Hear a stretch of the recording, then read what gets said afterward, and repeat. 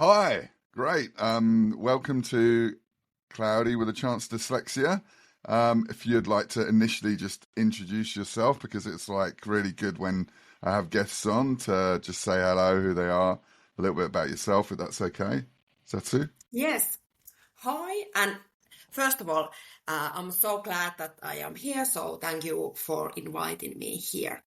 Yeah. I am Satu Salmien from Finland, from Helsinki, and I am a salesperson. I am in client partner in Sanoma Media, which is quite a big media house in Finland.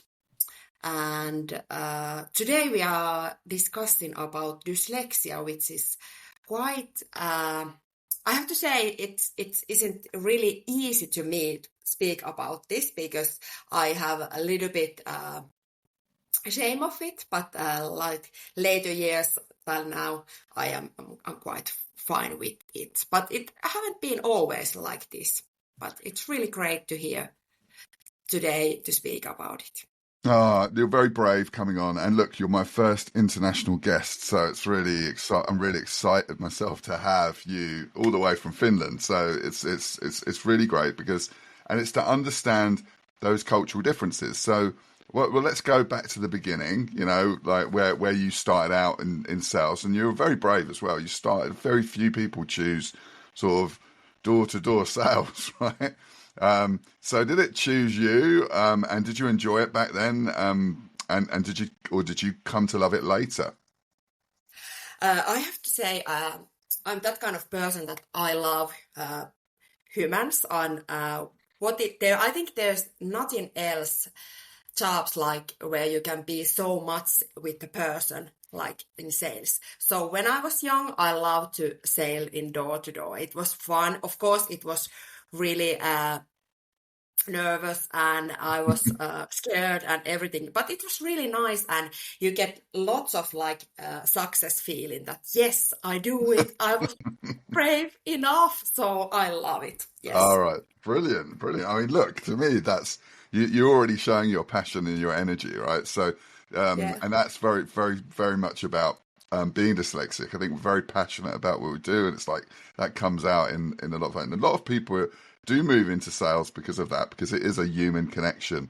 What we're really Yes. good at is that human connection. So, so you joined, and please forgive me if I get this wrong, Haga Helza, very first sales professional program, and that must have been really exciting. Sort of, it was like, but as somebody who's dyslexic, maybe it was intimidating. I don't know. It'd be interesting to understand how that was for you.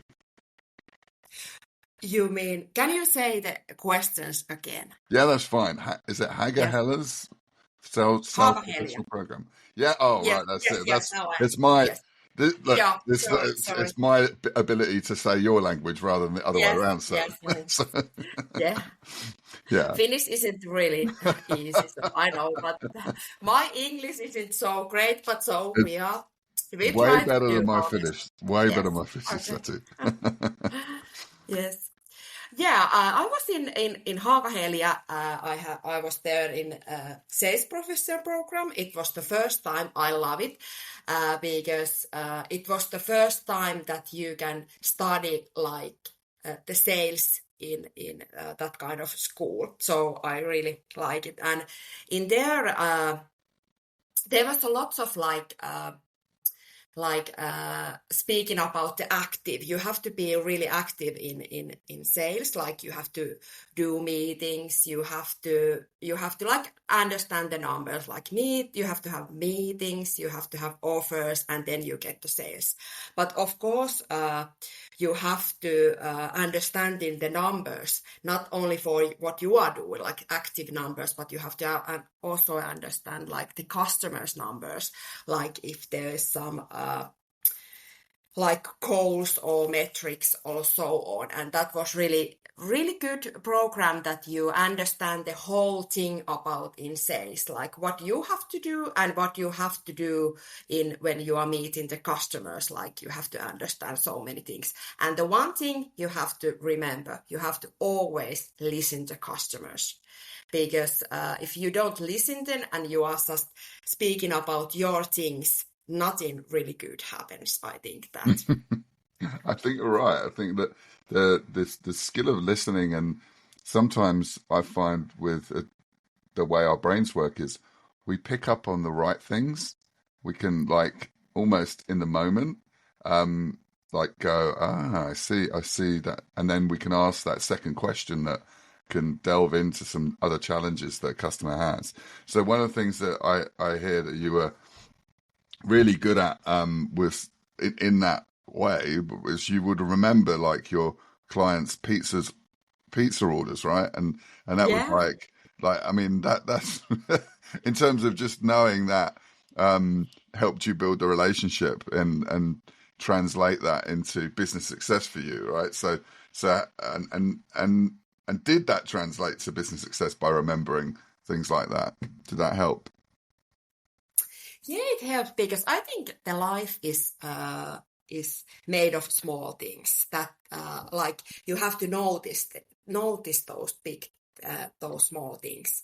My favorite movie is Amelie, and one of her quotes is I see things nobody else catches, and I think I really believe that. And I have always like saying that you can always surprise, help, or pay attention to other people. In sales, it all small acts really matters. Like if you remember the pizza orders or birthdays or favorite book, chocolate or whatever. The small thing is really big because then you have then you really say to your customer that I have listened. I have also listened to what is going on in your business, but I want to listen to those small things if you say something to me. And one of things what is also really matter to me is fashion. I love fashion. I have studied a little bit it, and in my current job, I will choose my clothes. If there's some big meeting, I want to put my customers' brand color, or if we have a kick-off, I want to put some sport clothes or something like that. So like I want to also wear, so I want to think about that. I want to wear some clothes what is matter to the other people's.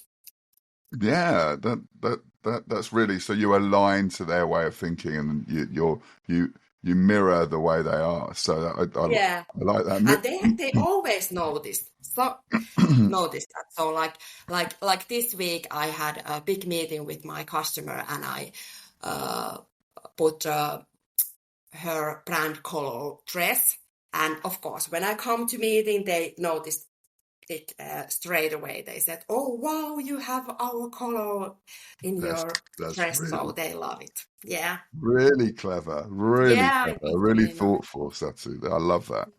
So, I mean, I just realised that this podcast came from when I shared the reason we're meeting today is I shared that I was a dyslexic thinker in terms of the way my brain works in my interview, and this is why we sort of have got this connection now, which is amazing. So, how has dyslexic thinking, do you think, shaped the way you sell and create and problem solve? How do you think that that has helped you in sales? Yes, yeah, I really think it helps because when you have a dyslexia, you have to think about out of the box because you don't remember the words or names. Names is Yeah, the worst thing, names are a but you nightmare. have, yeah, yeah, yes, You you remember can, the faces, but you have to spend time, don't you? Yeah.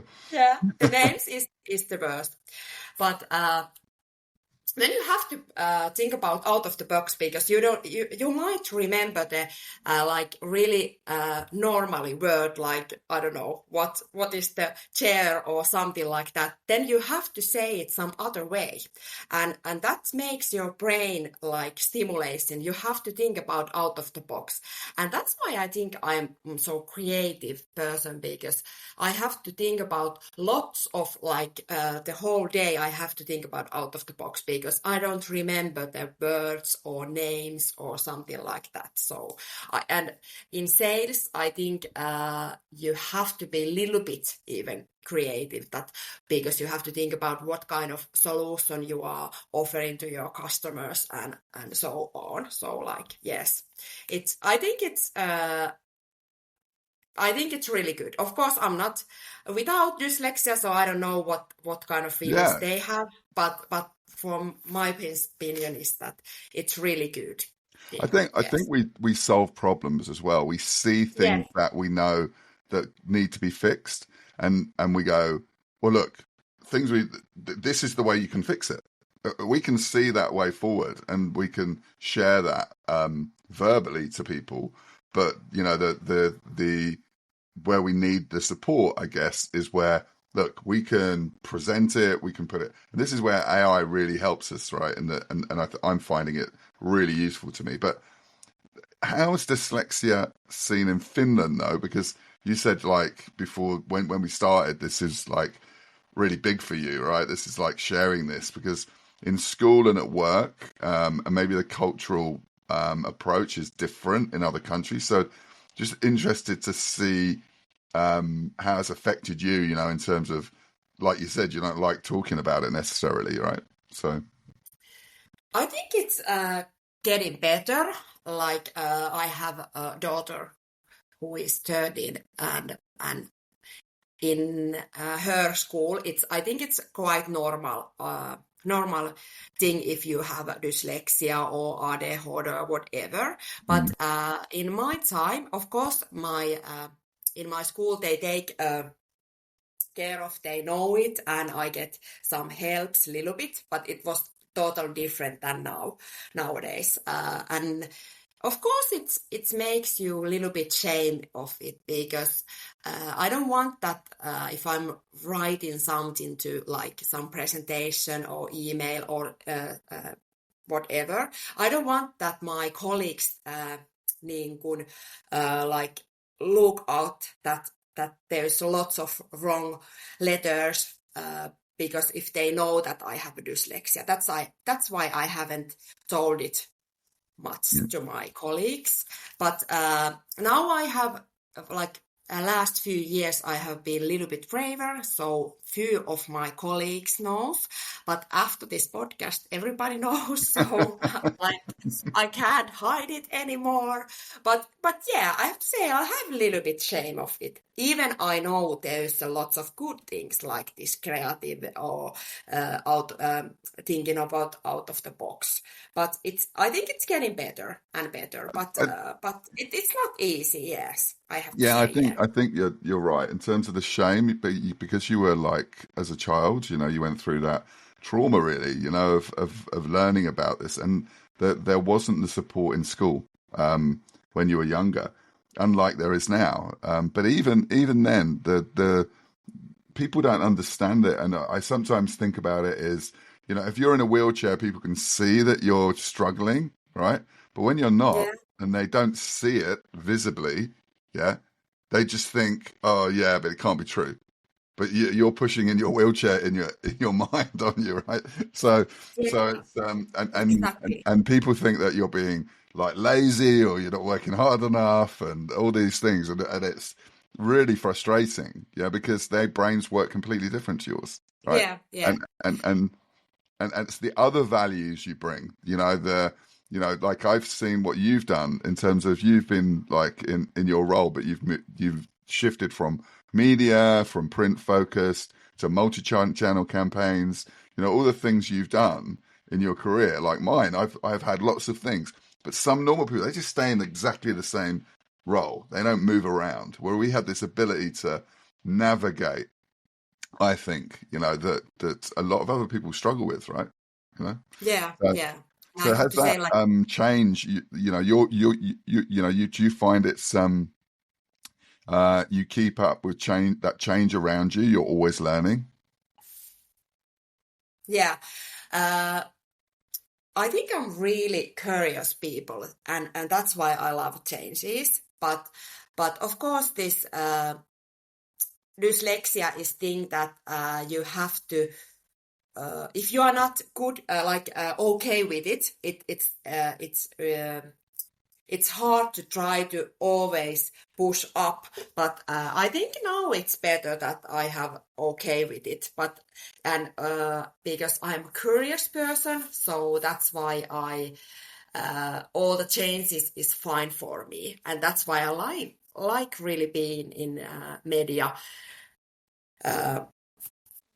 in media house because there's a lot of changes. I don't know, did I answer to your questions? Yeah, that's great. You know, I mean, it's in terms of the you know, the various different things you've done in your career, Yeah, um, and I guess a lot of stuff you do is around concepts, how concepts fit yeah, brand yeah, values, and it's sort of it's not if things don't look good but also work, you know, it's how you work around that, and your sort, I suppose, your creative mind in terms of how you fit to those brands, and you help those brands because the way your mind can yeah, connect with their brands, I guess. So, yes, yeah, and it's not just that it looks good. You want to make it sure it works, right? In terms of what you do.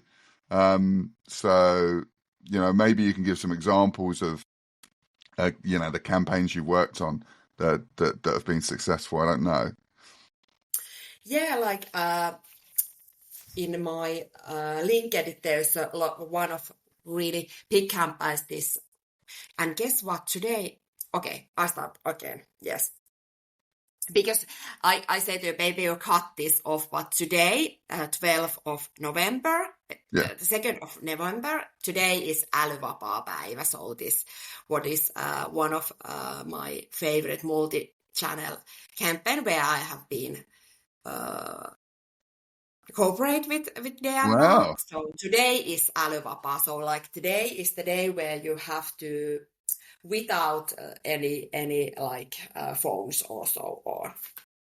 But of course, the idea is, I have to say this, the idea is my customers, but I have thinking about where you can say this thing that you have today is älyvapaa. Hey, this was bad answer. Maybe I try. Can I try start Yeah, again? no, it's fine. No, this is look. Be relaxed. Be relaxed. Yes, It's yeah, no. yeah. Yeah. So it's not a bad Yeah, answer. okay, it's not a curse. Yes, okay. So I start again. Yes. So I have been some my customers. I have done some collaboration where I can be really creative. One is example DNA's älyvapaa, where is the day that they want to be without like phones or so on. Yeah. And of course, the idea is from customers, but I have think about their like where they can say in that like multi-channel campaigns. It was really nice. There's also in video cases for that. It was really fun to do that. Last year we do bigger with us, and this year a little bit smaller, but it was really fun. And then the another corporation is with the line. It's cruises. What we have made of Menaiset. It's magazines, and there was like our journalist in there that cruises, and we do lots of like creative solutions in there. And Yes. are you using? I'm guessing with those campaigns, you're using AI, yeah, to deliver that in Well, terms of.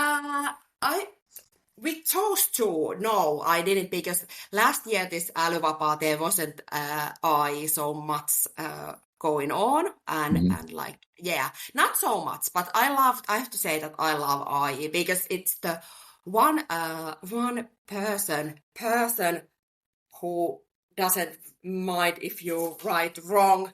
It always understand what you are saying. It's great. I love it. It's fine. Yes, it's my favorite. I have to say it's my best friend in phone and computer because it never laughed to me. It never say that, oh, I didn't understand it because you write it wrong. It always says really nice to it. Okay, I think you mean this. It's really nice. Yeah. So I mean, that's what I think. I think with AI, it's going to level the playing field for people that are dyslexic versus people that aren't, so that we will be able to,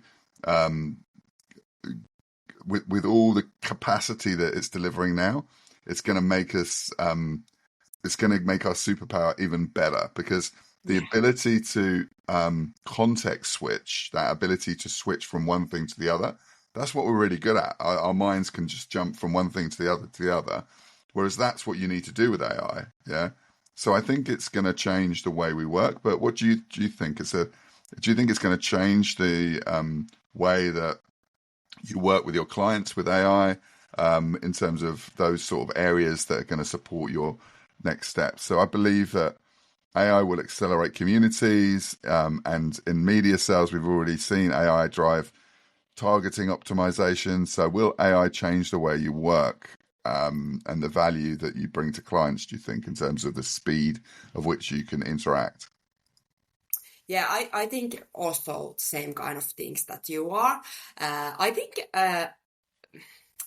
in my opinion, I think AI is really good sparring partner. You can ask things about it, and when you are discussing about AI, when you are discussing with AI, it's saying something, but then you have to put it in your brain and then go forward. And I like it when AI is asking the questions from you, like what is the next, and I like it. So I am AI fan. I have to say that I'm not afraid of it. Like, is it going to take our job? I don't think it.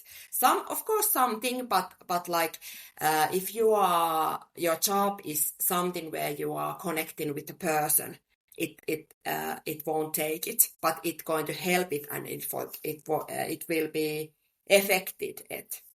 Yeah, and look, behind the scenes, all the magic happens, and like even with this podcast, right? A lot of the work that can be done afterwards to clean it up. So I think in terms of ad delivery and analytics, should clients understand this side, or is it better that it just works? Do you think it's just I think in ethics that it's really good that clients know when I am using it or something like that. But I think everybody is using it. So of course you don't have to write it everywhere that I am using now AI, because, and I think it's kind of like gray line that you don't know when you are using it and when after you are just like sparring it with it. So like some ideas might be yours, even it start with discussing about AI. Did I yeah. say it rightly? Yeah, yeah, Yeah. I mean, and if you work with like you work with hard numbers, right, and KPIs and yeah. engagement rates and all those sort of numbers, but also with human relationships, how do you keep that balance between the numbers that don't take that sort of soul out of your work? How do you do that? Because you're very sort of interactive in terms of your approach. I can see that from talking to you today. So, do you think that AI will take that away from you? But it sounds like from what you've said, it doesn't. But look, let's I think you've answered a lot of that already, right? So let's look ahead to what kinds of, you know, like the brand partnerships and campaign formats that excite you right now, and where you see untapped opportunity in media today. Well, I think everything news always interested me. I don't know, is it about for the because I have dyslexia, or am I just curious person, or what is it? But I like the new things. It doesn't afraid of me, and in Sanoma, we have a lot of music, and I love it because I believe it interests also the clients because through us you can present in all kind of music encounters. Like we have a lot of artists, so you can use them like influencers. We are in festivals.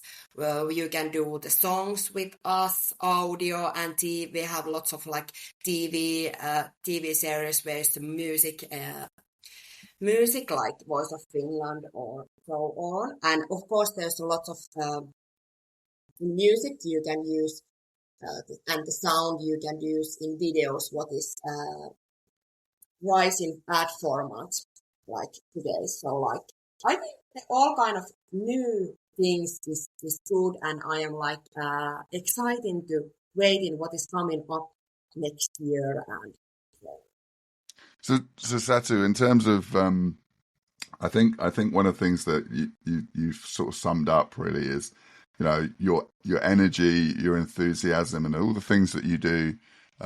You love what you do, right? You sort of connect to what you do, and that creativity that you're you know, the way that you can sort of pick up new things and sort of work, and you know, I think that shows that you're exceptional in the job you do.